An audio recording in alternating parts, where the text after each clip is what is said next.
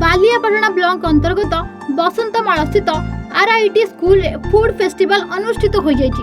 एथिरे विद्यालयर समस्त छात्र छात्री माने निजे घरे तैयारी करि आनिथिबा खाद्य जिनिस स्टॉल प्रदर्शित करथिले। खाद्य प्रस्तुति रे छात्र छात्री मानकर अभिभावक माने सहयोग करबा सह स्टॉल रे उपस्थित रही पिला मानकु उत्साहित करथिले।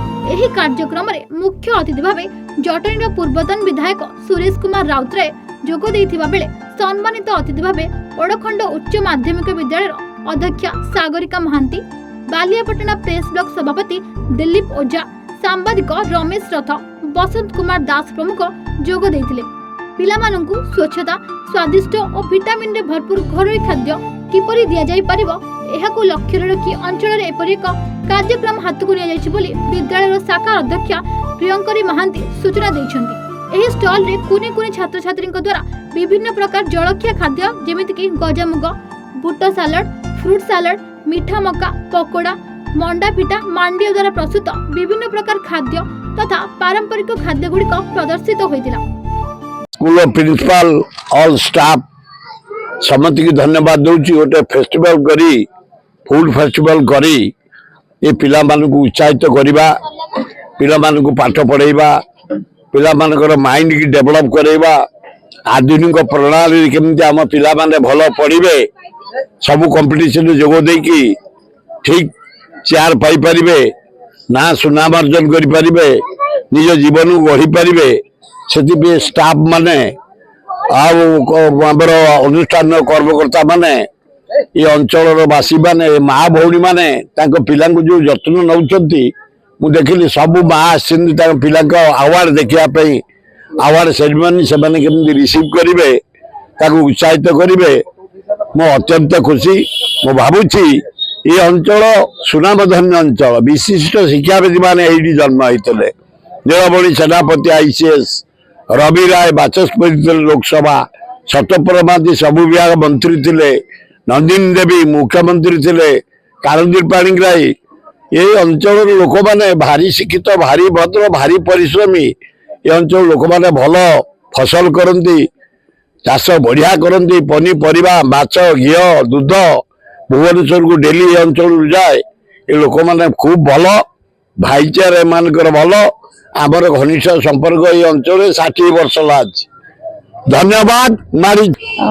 मेरा नाम प्रियंकरी मोहंती है और मैं आरआईटी इंटरनेशनल स्कूल बसंतमाल की वाइस प्रिंसिपल हूँ।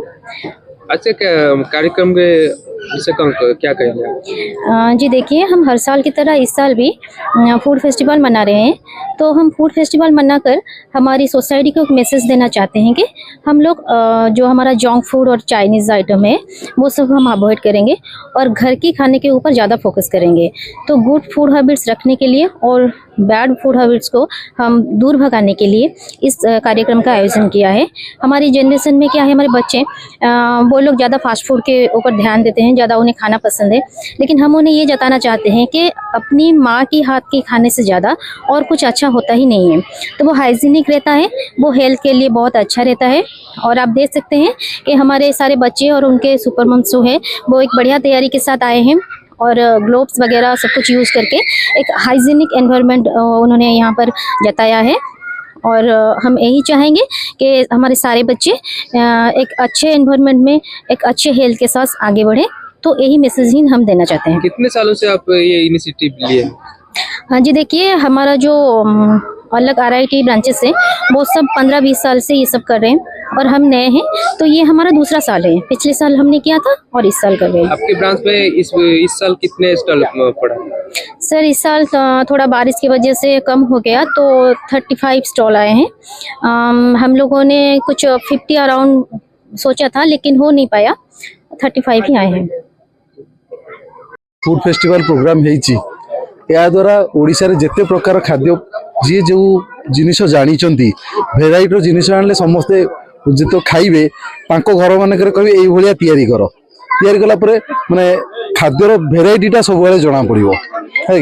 मु आज यहीटा कर मो मामा आज यहीटा कर मामा आज यहीटा कर जो ये माने अन्य जिनिस खाइबे अन्य टेस्ट भी करेंगे घर मानक भी जनइबे जे एगुड़ाक तैयारी कर बोली।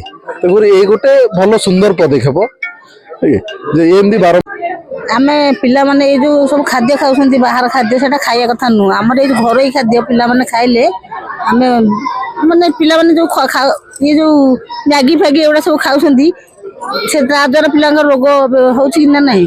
ତାପରେ ଏମିତି ସବୁ ଘରୋଇ ଖାଦ୍ୟ ଖାଇଲେ ସବୁ ଇଏ ଯୋଉ ଆମର ସାଲଟ ଫାଲଟ ଏମିତି ସବୁ ପିଲା ସବୁ ଖାଇବା ଜାଣିଲେ ହିଁ ସେମାନେ ଜାଣିବେ ଯେ ଆମେ ଏମିତିଆ ଖାଦ୍ୟ ଖାଇଲେ ଆମେ ଭଲ ମଣିଷ ହେଇପାରିବୁ। ଏ ଯୋଉ ଖାଦ୍ୟ ସବୁ ସେଟା ଖାଉଛନ୍ତି ତା ଦେହ ଖରାପ ହଉଛି ବାହାର ଖାଦ୍ୟ ଖାଇଲେ। ଏମିତି ଘରୋଇ ଖାଦ୍ୟ ଖାଇଲେ ପିଲାମାନେ ସୁସ୍ଥ ସବଳ ରହିବେ। ନେଇକି ଆସିଛୁ कौन सा सूदी है ଭେଜ ରୋଲ ସୁଇଟ୍ କର୍ନ ଆଉ ମଟର ସୁପ୍। କେତେ ଖୁସି ଅଛନ୍ତି ଆପଣ ପିଲାଙ୍କ ସହ ମିଶି ମଧ୍ୟ ଆଜି ବହୁତ ଖୁସି ଅଛୁ ଏଇଥିପାଇଁ ଯେ ପିଲାଙ୍କ ସହିତ ଆମେ ବି କିଛି ମାନେ ସେଥିରେ ଖୁସି ହେଇପାରୁଛୁ, କିଛି ତିଆରି କରି ସ୍କୁଲରେ କିଛି ଭାଗ ନେଇ ପାରୁଛୁ, ମିସ୍ ମାନଙ୍କ ସହିତ ବି ମିଶି ପାରୁଛୁ। ତା ସହିତ ବି ଆମକୁ ବି ଅନ୍ୟମାନଙ୍କର କିଛି ବି ମାନେ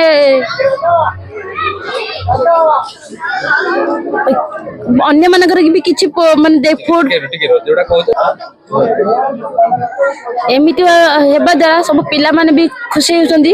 ତା ସହିତ ବି ଜାଣିପାରୁଛନ୍ତି କ'ଣ ସବୁ ଆଇଟମ ହଉଛି। ଏହା ଦ୍ୱାରା ବି ତାଙ୍କର ହେଲ୍ଥ ବି ଭଲ ରହୁଛି ଯେହେତୁ ଘରେ ସେଗୁଡ଼ା ସବୁ ତିଆରି ହେଇକି ଆସୁଛି। ଆ ଦ୍ୱାରା ବି ଅନ୍ୟ ସ୍କୁଲର ଯୋଉ ଟିଚର ମାନେ ଆଉ ଷ୍ଟୁଡେଣ୍ଟ ମାନେ ଆସୁଛନ୍ତି ସେମାନେ ବି ତାଙ୍କ ସ୍କୁଲରେ ବି ଏମିତି ହବା ପାଇଁ ବି ମାନେ କହୁଛନ୍ତି ମିସ୍ ମାନଙ୍କୁ। ତା ସହିତ ବି ବାଲିଆପାଟଣାରୁ ଗୁରୁପ୍ରସାଦ ଦାସଙ୍କ ରିପୋର୍ଟ, ଏୱାନ୍ ଓଡ଼ିଶା।